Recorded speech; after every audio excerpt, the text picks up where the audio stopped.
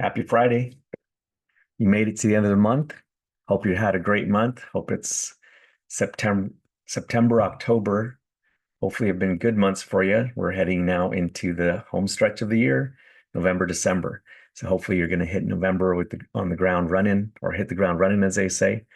Um, so as we wrap up the month, I was just going to comment on open houses. Be sure if that's your thing, there are some great tips on open houses. Of course, you can YouTube all this stuff and find out what's the best strategies that work for you.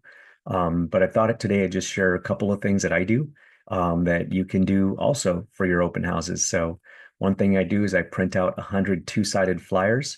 One side has an invitation, the other side has all the activity in the neighborhood of what is the value based on of this open house. In other words, the comparables are on the other side. So that's number one. I send out a flyer to the neighborhood. Two, I make phone calls a few days before the open house. If I've got a few days, sometimes I do them last minute. But if I have a few days, I will go out and make phone calls to the neighbors and invite them. So that's number two. And then the third thing I'll do is the day of the open house, I actually put out about, I don't even know how many signs I had. I had a lot more before, but I've had some stolen. I've had some lost or whatnot, and some just break because they're old. But I put out about 20 signs at least, maybe 30. I don't know. I lost count sometimes. I just keep buying new ones and adding them to the collection. So they're kind of a mishmash. Um, and I know, so the signs are good. So that's number three. I won't get into all of that, but basically I put those out the morning or just about an hour before the open house. I get there early to do that and put them everywhere. So I try to draw traffic in.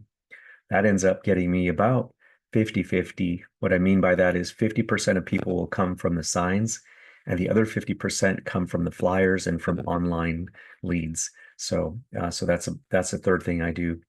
And then the other thing I'll do, sometimes I do these last minute. So I'll put a sign on the door that says, "Hey, I'm if it's locked, I'm out inviting the neighbors. Here's my cell phone number," and I put my cell phone number. Text or call me, and I'll rush right back up to open this up for you. But I'm inviting the neighbors, so I'll do that on days when I'm actually out door knocking and inviting the neighbors when I'm handing out those 100 flyers. So that's the other thing I do. Um, let's see, what else can I share? Item number five, how do you get people to sign in? Sometimes if I'm prepared enough, I'll put a sign on the door which is usually for security purposes.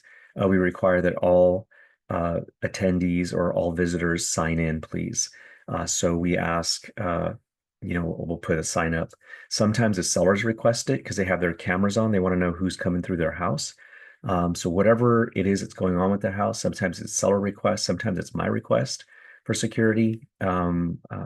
I am starting to put cameras up at the open houses because I've had a couple of instances where I've had a few incidents, but you know what? That's rare. I don't even think it's necessary.